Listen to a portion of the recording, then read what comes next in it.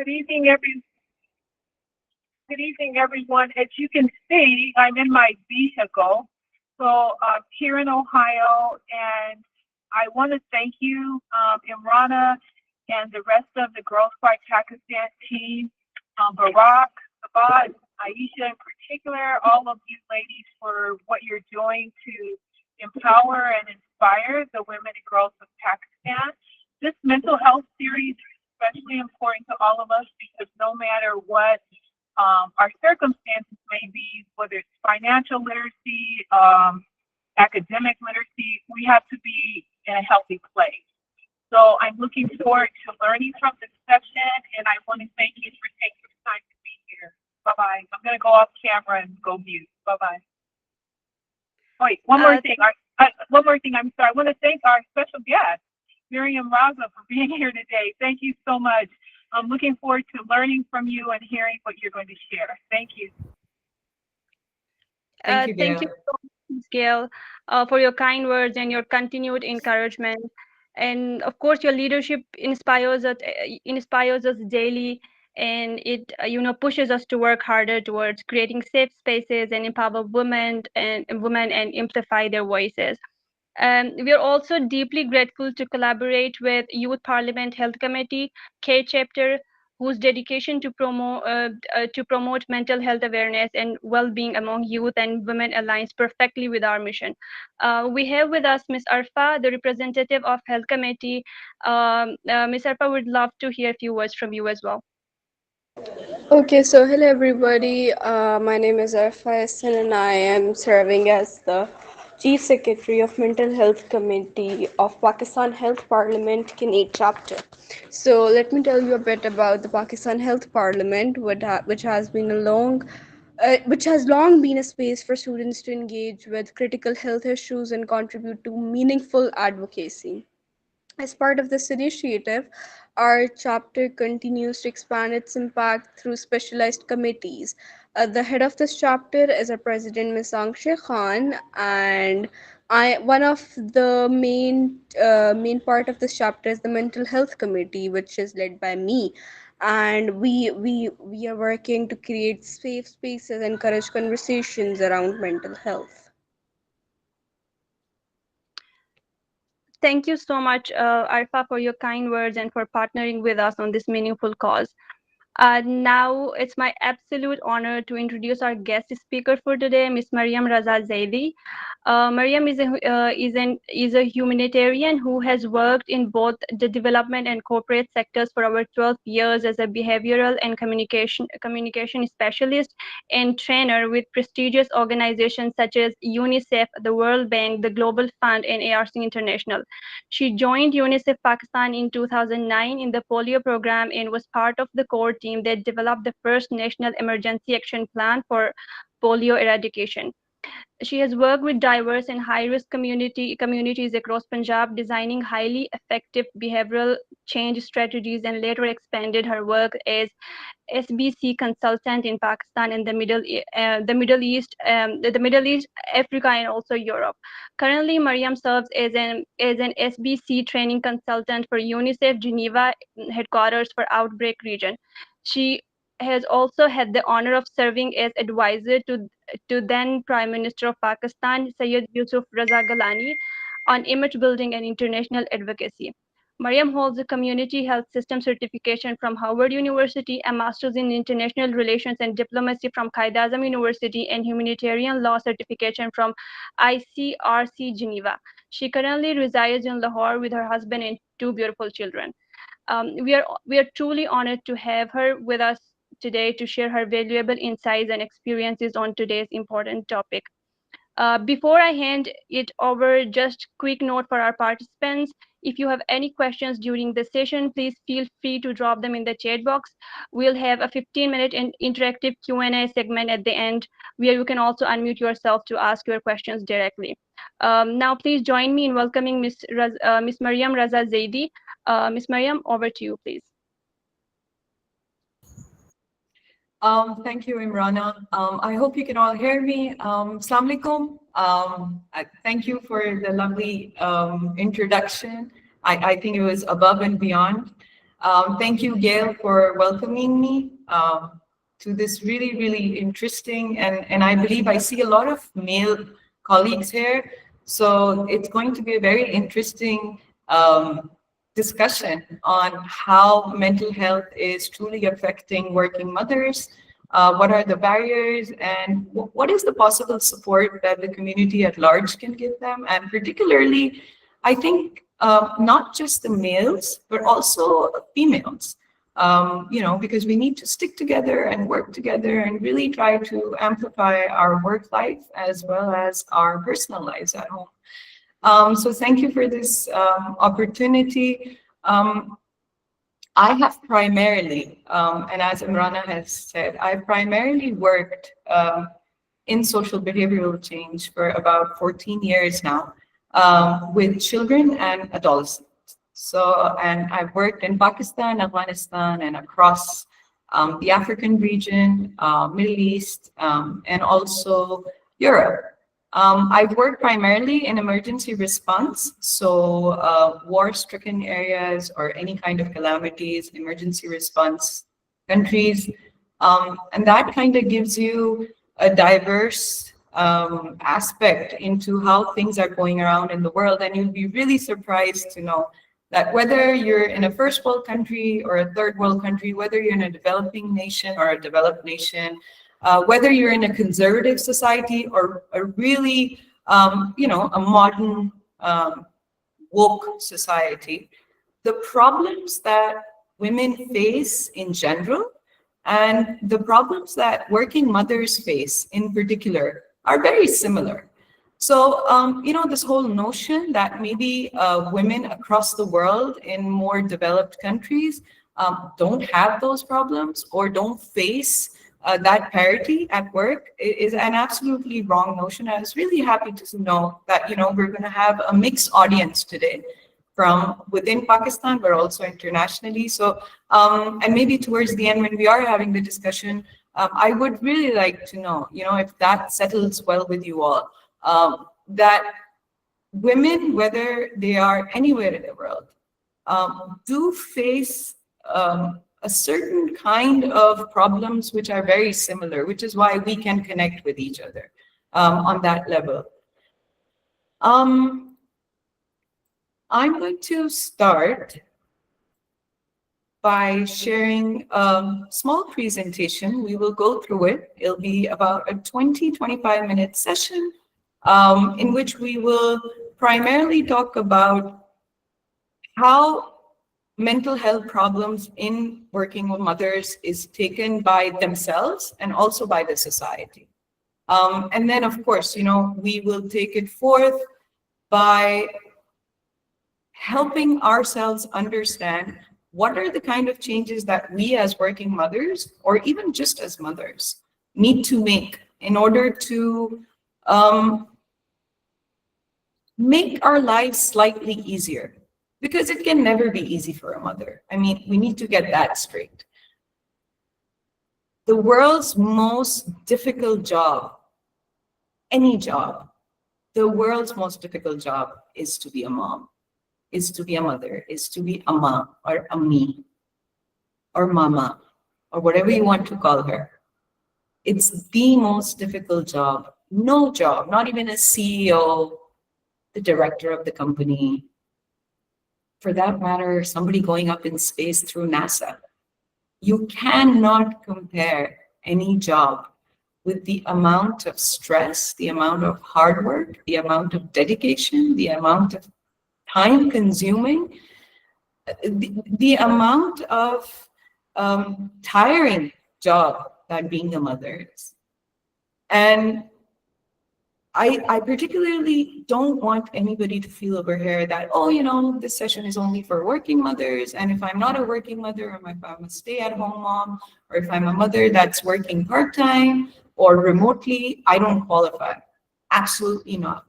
If you're a mother, you qualify as a working mom automatically because you are working. Even if you're working at home, if you're working in the office. The reason why today, so don't think we will not talk about mothers who are stay-at-home moms, because Again, they have a 24-hour TV. Why I think we need to talk about working mothers, particularly today, mothers who step out of their house or are working remotely for another organization in particular, why we need to talk about them today is we as millennials, because, well, I'm hoping all of us over here are millennials, are now in a space where we're working. But when we go to our offices or when we're dealing remotely, even with our colleagues or counterparts, we're dealing with other millennials. But when we are coming back home, we are dealing with a completely different generation, which could either be a Gen Z or a Gen Alpha or Gen, I don't know, now you have a Gen Beta also. So many gens around you. The problem that started occurring was in the early 2010s, where mothers who were working started to really struggle. And not just work-wise, but stress level-wise. Because that was the time when the millennial parents started having children. And they were dealing with multiple generations around them. Their parents were the boomers, they are the millennials, their children are another generation altogether. And juggling 3 generations, plus your work, plus your home, is not an easy task. Which is why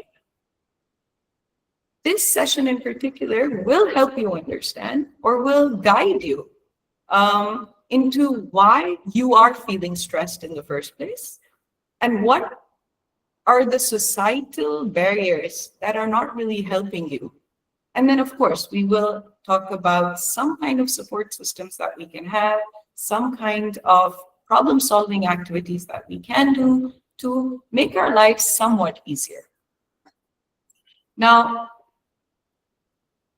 we've kind of understood what the session is going to be about and how it's going to take place.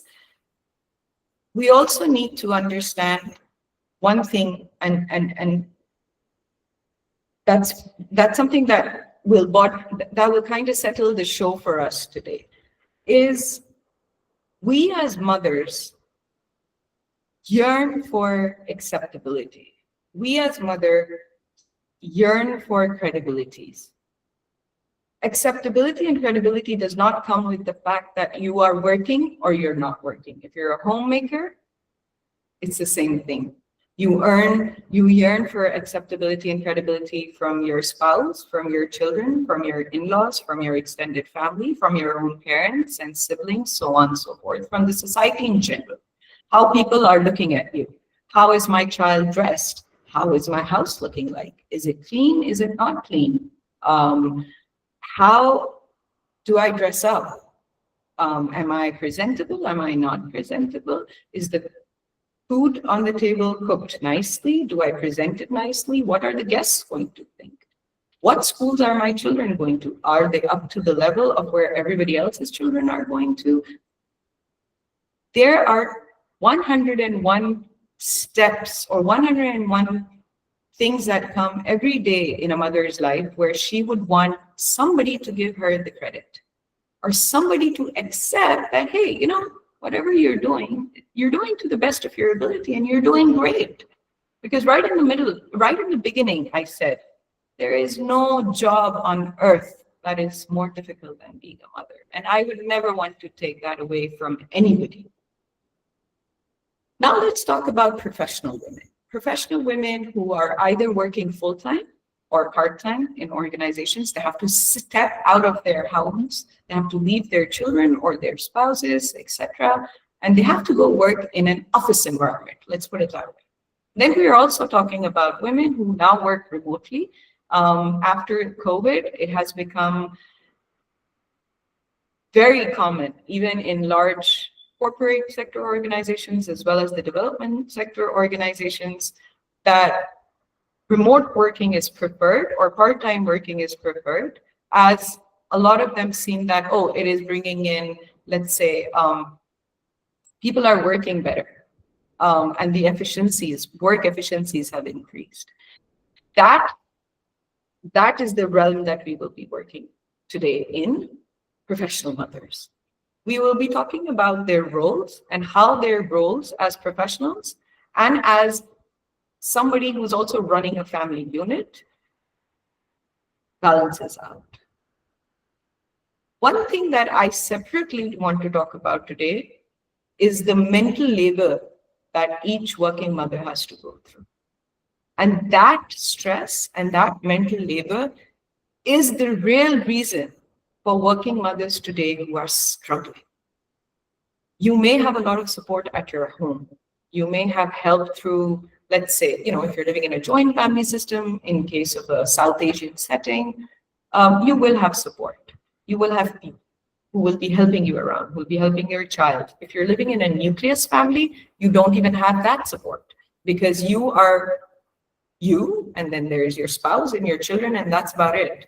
Yes, you have extended families and friends, but there's nobody living within that premises to always be looking over the child. Then we have single parents or single working mothers who are either living in a support system and have somebody looking over the children, or I even know of working mothers who are living completely separately and they don't even have the support of the spouses to look after the children. Then we're going to also talk about women who are working but are traveling. So they're not really working, they're mothers, they're working mothers, but they're not particularly living in the same place where their children are living in. So when we are talking about working mothers, we need to first also understand that working mothers are of different types. And each of them have their own strengths.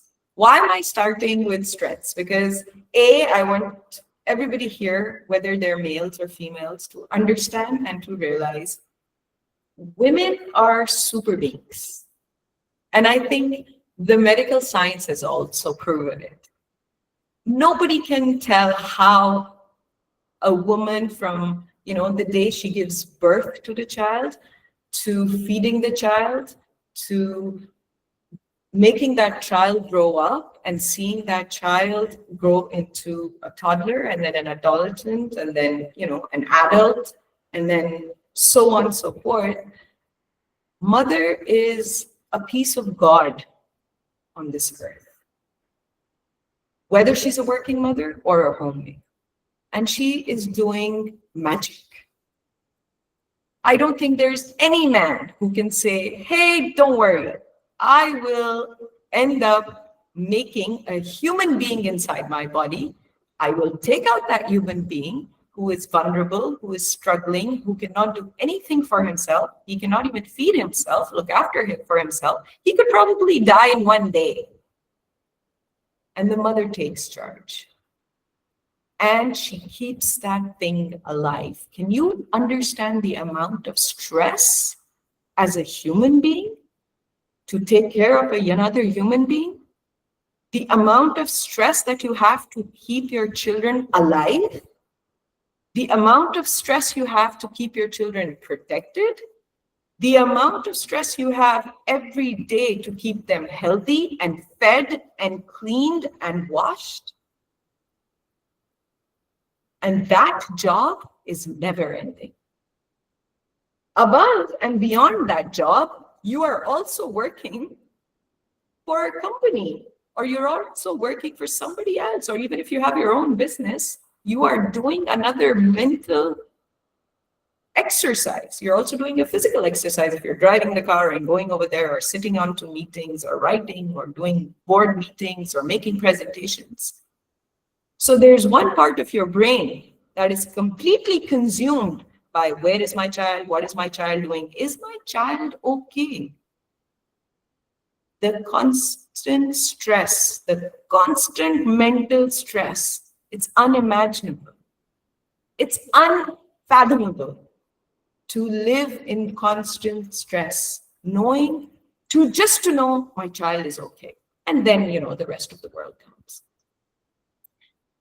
What do working women or working mothers have that maybe, if you see normally women who are not mothers don't have? Working mothers are brilliant at multitasking. They are brilliant and superior in time management. There's nobody that can manage time and juggle things like a working mother. They are very strong on EQ, which is your emotional quotient. They may be very feisty and fiery at workplace. They may be go-getters. They may be very cutthroat. But at the same time, because she has children, she has a very high EQ quotient. She can never lapse on not being empathetic. She can never lapse on not being sympathetic. She can never lapse on not being vulnerable, because that just comes with the package. And that is something that I say, when I say mothers are magic, that's what I'm talking about. That at one point, you're going and you're doing your duty. You could be, you could be a manager, you could be a CEO, you could be an artist, you could be a teacher, you could be a professor, you could be a banker, you could be anyone. That's your professional side. You need your brain to work, you need your IQ to work. And of course, you're going in with a personality. And then there's a permanent part of you that is a mother. Another thing that working mothers have is resilience. And why is that? If you're a working mother, and I'm telling you this after traveling a lot of countries in this world and seeing a lot of working mothers, there is no country in this world that does not judge working mothers. No country. However developed it is, however modern it is, everybody judges. Oh, so you're at work, so who's taking care of the children? Oh, your child is sick. Do you want to go home? Oh, I wish if you were home, maybe he wouldn't have fallen ill. Oh my God, your child, he's looking pale and he's getting thinner. Are you feeding him? This just does not happen in Pakistan. It happens across the board, which is why working mothers are very resilient. Because from day one, they will be thrown 200 stones a day and they will dodge it and they will get back and they will stand up. And the next day they'll go back to work and again dodge 200 stones and come back and get up and the next day. And the cycle goes on and on and on. So the resilience and the perseverance that working mothers have is unmatched, because she is ready to face the world and to justify herself every day, which is unfair, by the way, on so many levels, and we're going to talk about that later. But that's where the resilience comes in. I will prove to you I can do both. I will prove to you that I can take care of my child and I can take care of my work. I will prove to you. And of course, the strongest suit, planning skills. We can plan a day with our work schedules, with our children's school schedules, with any birthday party, or maybe a late night dinner, plus coffee meetups, plus somebody's death, somebody's wedding. We can do it in one day without a lapse. Why? Excellent planning skills. Now that we've understood on what level, on how, okay, when a machine is working and it keeps on working, it burns out. I'm sorry, did somebody say something?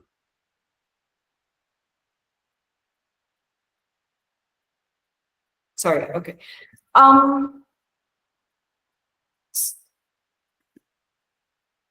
Hello? Yes, Mariam. Did somebody say something? Sorry, I thought somebody said. Is that or no? I think no. If anyone has any questions, please write in the chat box. Please go ahead. Thank you. So yeah, so as we've established that women are on the go mentally and physically as working mothers. That comes with a lot of stress. And that stress is draining you physically. Because you need to understand a machine has a limit of working, right? Like a machine, even a car, after 5 years, it kind of gets worn out. You go and you want to change your car after 5 to 7 years. If you have a blender at home, if you have, any machinery lying around at home, there comes a time when the blades need to be changed. There comes a time when the machine needs to be changed. When you have air conditioners, the condensers need to be changed. If you have fans in the house, there are times when their circuits just stop working and they need an upgrade.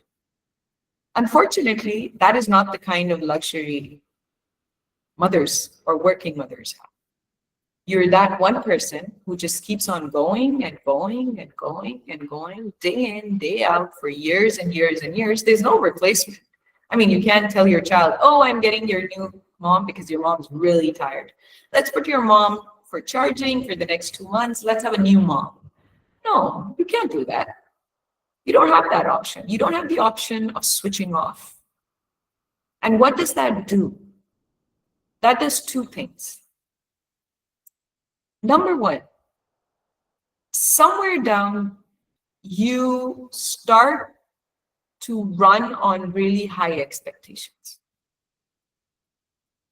And those high expectations are not just from other people, they're also from yourself. When we talk about barriers, I'm going to talk about barriers that you are creating for yourself. I do understand there are external barriers, and we will talk about them. But the biggest barriers that we create as working mothers are that we do for ourselves. We have such raised self-expectations that it is ridiculous. I can do it all. That's like the mantra we live in. I can do it all. I will go to office, I will pick up my child, I will drop my child, I'll quickly give that child lunch, then I will go back. If I'm a feeding mother, I will take breaks in the middle of the office, I will rush back to my house, I will feed my baby, I will come back and work. If I'm a teacher, I will go give my lectures, come back in lunch break, see what my children are going, go back, so on and so forth. Why? Because I have to prove myself I can do everything. Where does that stem from? It stems from guilt. Oh, what if I leave my child? What if I don't take care of my child? What if something happens? That what if starts running your life. You are not running your life. For 90% of working mothers, their life is run by guilt. Their life is run by what if. What if I do this? What will happen to my child? What if I don't do this? What will my in-laws say? What if I don't do this? What will my friends say? What if I don't do this? What will my siblings say? If I don't show up, will they show up? If I don't do this, so on and so forth. This racket keeps on going in our head, but it's all in our head. Nobody can help you there except yourself, because you have made unrealistic expectations from yourself, including myself. I am the queen of unrealistic expectations. A lot of my friends, my brother, my parents, that's what they call me. You are the queen of creating expectations which are so unrealistic, it is bonkers. So I have nobody to blame. I cannot blame my children. I can't blame my parents or my husband or anybody, because I created those unrealistic expectations for myself. Nobody was forcing me to do it. It was in my head. It didn't matter if I did not drive 14 kilometers from my work to feed my child when my child was, breastfeeding. Because my workplace was from where I live 14 kilometers away in Lahore. But that was a me issue. I don't think my child now, who's 14, is ever going to even know what I did or is going to keep it against me. The second thing that we really drive upon, and especially as South Asian women and Pakistani women, social judgment. Log kya kahenge? What are people going to say? Oh, if I don't do this, what will I say? Oh, if my child is not wearing these clothes, what will people say? Oh, if they're not eating in a certain way. Oh, if they don't have these gadgets. Oh, if they don't go to these schools. Oh, if they don't get these grades. Oh, if they don't, oh, so on, so forth. Again, another huge part that we live on is what are people going to say? The problem with Pakistani society and with South Asian societies in particular, and also, well, I guess across the world, is that people judge and they talk and they're not even, they don't sugarcoat it. They're very blunt about it. They say it to your face. You have to grow a thick skin to it. But yes, people are at fault for talking, but so are you for letting them affect you. Third thing that really bothers parents and mothers, working mothers, is the lack of childcare support. And I'm not talking about, dada dadis and nana nanis. That's a great thing. I think that's probably the best thing about living in a joint family system, is that you always have somebody around. Having said that, now in the work culture, you do have to move out, you do have to go to other cities, and you don't have that luxury. You get married into another city, you don't have that luxury of having your parents around. Similarly, there are people who are just living in a nucleus family, it's just them. There's no elderly person, there's no XYZ living with them. And that is where you require good child support. By child support, I mean, it could be a good worker or a nanny, but it also means good childcare systems or childcare support systems within the office environment. We don't have daycares. A lot of big organizations, and I've worked in probably one of the largest organizations in the development sector, from the UN to World Bank to ARC, so on and so forth. You will be pleasantly surprised to know that many of these organizations don't have daycares. Again, a myth that maybe in the Western world there's more help. No, there's not. And unfortunately in Pakistan, it's a pretty dismal condition. We will talk about that too. Work stress and deadlines, another common barrier.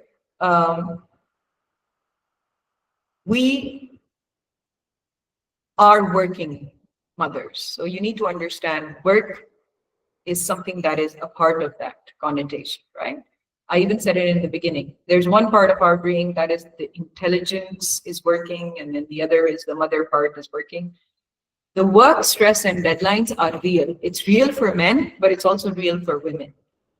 Usually in organizations, people think, oh, she has it easy. Oh, she's slacking. Oh, just because she's a mother, she's not going to finish her work on time. No, we have to do double the work.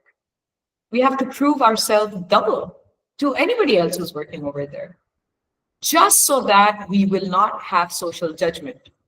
Oh, now she's married, so she won't be available. Oh, now she has children, so, she's going to go early from work. Oh, now she has children, so, I don't think this assignment should go to you. We've heard that. I've heard that. And what does that do? It gives you stress. Why? Because if I'm not on this assignment, my next promotion could be on stake. If I'm not going to meet this deadline, maybe my boss is going to forgive me once or twice, but that's about it. And then I'm out of the door.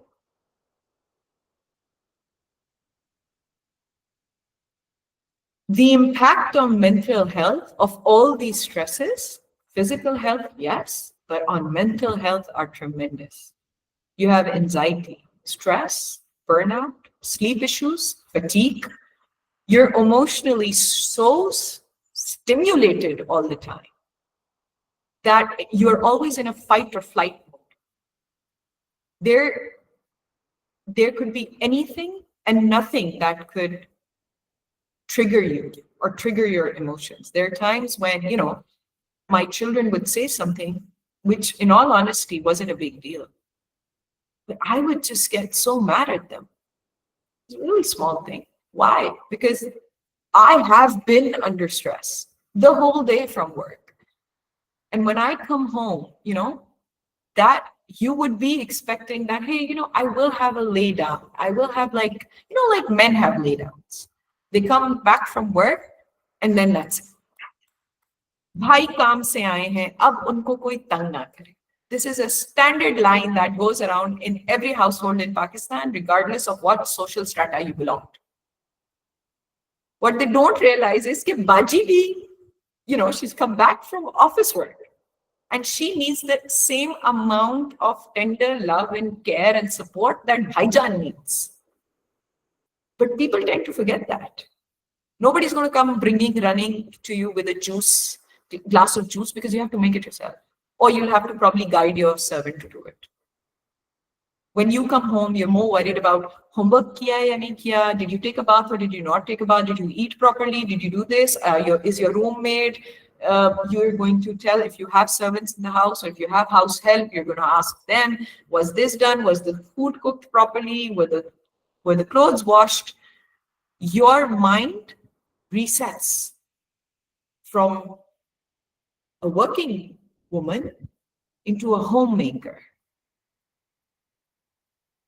So as working mothers, you're actually doing 3 jobs. You're a working woman, you are a homemaker, and you're a mother. And that is a lot of emotional anxiety that is living inside you.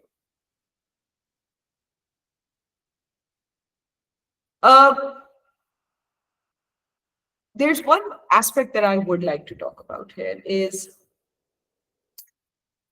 when we talk about dilemmas at workplace, especially emotional dilemmas and mental health dilemmas, you will be very shocked to know, and I have some statistics over here, 65% of women believe that their working environment is toxic because of other women.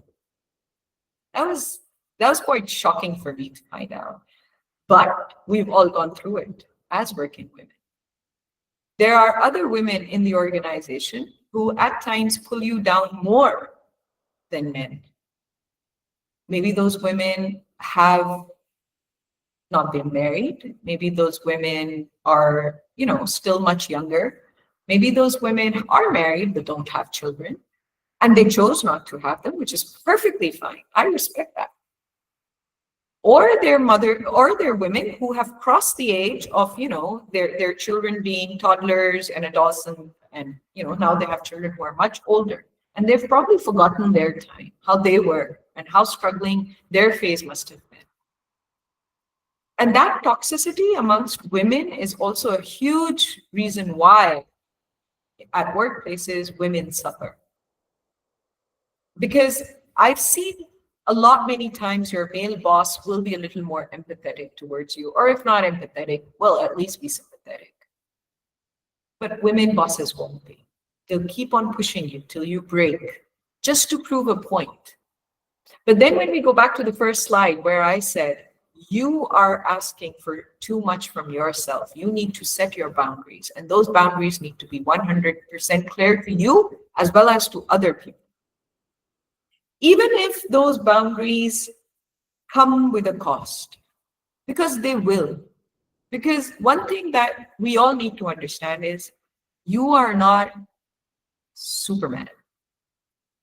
You are not a machine. You are not God. You cannot do it all. And you cannot have it all. If you do plan on giving more support to your family and your children, and you need to take more time out for them, that's great. But then don't feel bad about not performing well at workplace. Then don't feel bad if your promotion goes back 1 year. Then don't feel bad if somebody else is jumping the cord. Don't feel bad. Why? Because it's worth it. It was worth taking care of your child. It was worth taking care of your family. I remember, and I'll give you this as an example, when I had my second child, and because I was at UNICEF, and my job was field work and it was demanding, and I had to travel a lot, and I had to make a decision, even with the help and the support that I did have. Can I do it all? Because if I kept on doing it all, I would have gone crazy. And then I did take a break because it was important. But what happened? I lost my promotion. I could never get back into that organization within Pakistan, but then God had better plans and I got into that same organization outside of Pakistan. My colleagues climbed the ladder. People who were probably not as good as me were way ahead of me, are way ahead of me right now. And sometimes, I do repent and I do regret it. But at the end of the day, it was worth it. I got to give that time to my children. There are people who I know have left work and have come back to work after years. After taking a sabbatical for 10, 15 years, and they've come back to work and they don't regret it. Why? Because it was worth it. Your children are worth it. And that's something that we established right in the beginning. There is nothing, and this is a misconception that a lot of men have about working women. Men think that working women choose their work above their home and their family. I wish I could say a more colorful word, but that is such absolutely incorrect. That's the biggest lie. There is no woman on the face of this planet, even the ones that are superbly successful, like, people like Indra Modi or people like Clarence Till High. These people are CEOs and COOs of companies that are $1 billion conglomerates. But even if you go ask them and go see their interviews, they did do a lot, but not for one day did they choose their work over their children. It may seem so. Oh, she's traveling a lot and she goes to work and she doesn't pick up her children now anymore, and somebody's coming and picking up their child. And, I saw the child on the birthday, but he was with the maid and he wasn't with the mother. These are very unnecessary places for a mother to be, frankly. You don't need to be a good mother to go pick up your child every day from school. You don't need to get that tag of being a good mother by going to every birthday party that your child is going to. That doesn't make you a good mother. What makes you a good mother is whenever you come back home, you hug your child and you tell them, hey, I missed you. How was your day? What can I do for you? Do you need me now? I'm sorry I wasn't available, but do you need me now? Let's do something.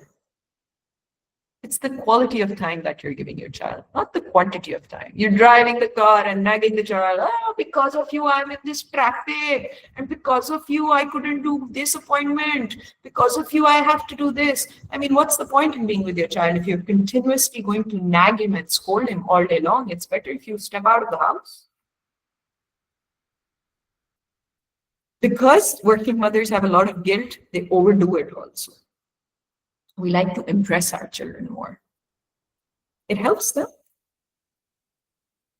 We like to impress our children by doing their project work and, helping them out in their school homework and helping them out in doing their sports work or whatever, weekends. We'll take them to do squash and swimming and riding and whatever you want to do with your child, whatever, playing music. We like to impress our children. Working mothers are champions of impressing people. Why? Because, like I said in the beginning, we yearn for acceptance and credibility. What does that do? There's a research that says 78% of working women's children are smarter, more organized, more empathetic, and more street smart than children of women who are at home. And I'm not undermining homemakers in any way, but I'm just telling you, as a working woman to another working woman, stop undermining the way you're raising your child, because your child is seeing you work. He's learning the fact that you have to work so hard. Support techniques, number one, for me is setting boundaries. Setting boundaries for yourself. Stop being too hard on yourself. You can't work after a certain time. Be explicitly clear. It's okay if your work gets affected. It's okay. Like I said, you have to choose. But don't drain yourself out. And whenever you feel this is the end of the road for me when it comes to my work, because it can never be the end of the road for you for becoming a mother, right? You don't have that option. You can't stop being a mother. But yes, you can stop being a working woman at any point in time. That's a personal choice. Take out time for yourself. If you like doing things, if you have a hobby, if you like resting, hell for that matter, if you just like Netflixing and chilling, do that. But every day, take some time out for yourself. You don't need to be in a room with your children all the time. Just lock your door for half an hour. Do your skin routine, do your namaz, do your prayers, do whatever. You like to listen to music, you like to dance, you do whatever you want to do. Lock yourself away from the world. A really important thing that I think is, and we really need to talk about it, is workplace policies and flexibilities. Yesterday, a really good friend of mine, she and I had this really candid discussion about, how women suffer on workplace due to lack of workplace policies and facilities vis-a-vis new moms, right? So if there's a mother who's been given 3 months maternity leave, which, by the way, according to the government of Pakistan, there's a law being passed, is 6 months. There are a lot of organizations that have still not implemented it. That's on the organizations. But anyways, under penal law, it's 6 months and it's paid leave. Even if it's 6 months, you're going back to work when your child is just 6 months old. He's completely dependent on you. He's breastfeeding, or, he's still a toddler, like he's really young. You have to feed him yourself. You have to do everything yourself. And yes, there are mothers who don't want to leave their child on help or support or maids for that matter. And that's, again, completely your choice as a parent. If you want to leave them with a support system, that's also completely your choice. Nobody can judge you on it because nobody is doing what you're doing. But what the workplaces really need to do is really help them to at least make a space, because now in countries, there's a policy of 50-50% that your organization needs to have 50% male and 50% female. If not that, the minimum criteria is 23%. There can be no organization that can have less than 23% females. That's a huge number of females. Huge number. And especially females who are coming on the top now. They're in mid-managerial positions or higher up managerial positions are going to be the ones who are becoming mothers also, right? So it's the most critical time of their careers, but it's also the most critical time of their child. And the least that the office spaces can do is provide them with a space where they can see their child sitting comfortably. I mean, it's a big building. If you can make fancy bathrooms, I'm sure you can make one daycare. If you can make like a huge room for the CEO of the company, just cut that room into the half and make a daycare. If there's a feeding mother, give her those breaks of half an hour to go and feed her child every 3-4 hours. And don't judge her for it. Oh, she's gone again. Oh, she's just stepped out to look at her child. No, don't make those faces. Be kind. Be supportive. Most of all, be empathetic. And I think the brunt lies on the HR of any organization to say that. Also, another thing, because, I'm a very huge, big supporter of therapy. I believe therapy can do wonders. I've taken therapy myself. I encourage people to take therapy. I've had my children take therapy. I think it is amazing to have somebody who you can go and just talk to, unfiltered, no judgments, just, if I may use the word, bitch about anything you want in the world and just come back. It's the best catharsis. And then there's somebody smart enough to even tell you how to channelize that. I really think all organizations, as well as you working women, please take support. Could be peer groups, could be counseling, could be therapy. Talking to your friend is not therapy. That's another misconception that working women have. Oh, my friends and I, my colleagues and I had a good chat. We went for dinner, we had some, coffee and da da da. We spoke about that's not therapy. Oh, I called up my friend and I spoke to her and I told her everything that happened at work. That's not therapy. That's two friends talking. Seek professional counseling. It doesn't mean you're mad. It doesn't mean you've lost it. It just means you're a human being. At times, you just don't need your friend even. You just need somebody who's not going to judge you, who doesn't know you, and is going to let you rant. For employers and colleagues, flexible schedules we've spoken about, respecting boundaries, creating your own boundaries, and creating a supportive culture. Again, something that working mothers need to work on themselves. I'm going to stop sharing now. I think I've spoken a lot. And I'm going to open the floor for engagement and questions and any kind of comments, if anybody has. Thank you so much, Mariam, for such an enlightening and heartful session. Your words truly shed light on aspects of working mothers' mental health that often go unspoken. Before we open the floor for audience questions, I would like to begin with one from my side. So, you have worked with, in different parts of the world.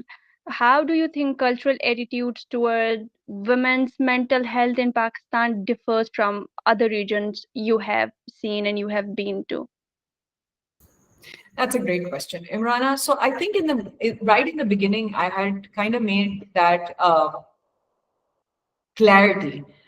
There aren't much differences when we speak about mental health issues across the board, and when we speak about mental health issues in the world, in other countries, and Pakistan. I think women are struggling anywhere as working mothers. If you want to know what stands out in Pakistan in particular is probably the very patriarchal society. I think that is something that maybe stands out in Pakistan a lot because in higher places and higher, mostly majority, the decision makers, they're mostly men. And of course, it's not that they don't understand the situation, but for somebody who's never been a mother himself, I don't expect him to understand. And I think that is the mistake I did all my life by having expectations from my spouse, from my male colleagues, from my, male members of, my family, my brother, my father, cousins, so on and so forth.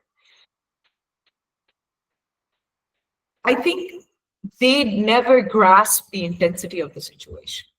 And it's not their fault because they're not females and they're not mothers. But I think in Pakistan, they don't even try to understand. I think that is a difference that I see here from outside, that sometimes in Pakistan, they don't even make the effort of trying to understand what the mother is going through. Thank you for that. Such a powerful perspective, I must say. Now, if any one of you guys have any questions, you can write them in the chat box or you can just unmute yourself and go ahead, ask them directly. I'm gonna pause for a moment if any of you guys have any questions.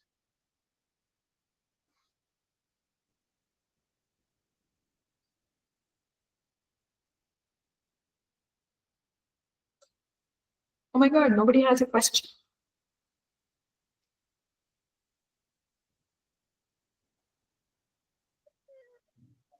I think no one has any questions.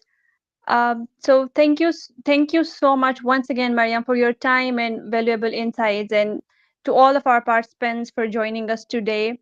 I know this topic is like somehow ignored or like less spoken about in our society, and we were expecting few people to join, but it was a lot. Thank you so much, everyone, for joining. And this session marks just the beginning of our series, the mental health series. We'll be organizing more online and also in-person activities in Pakistan as well in the upcoming month, maybe next month, starting from next month. So stay connected with us through our socials, our website, and WhatsApp community. The links have been mentioned in the chat box if anyone wants to join, or you can directly reach out to us through our LinkedIn as well. Together, let's keep creating safe spaces, uplifting voices, and promoting mental well-being for women everywhere. Thank you, everyone. Thank you, Mariam, for having a wonderful session. And yeah, everyone, have a good evening ahead. Thank you. Thank you for having me. Allah Hafiz. Allah Hafiz. Thank you, everyone.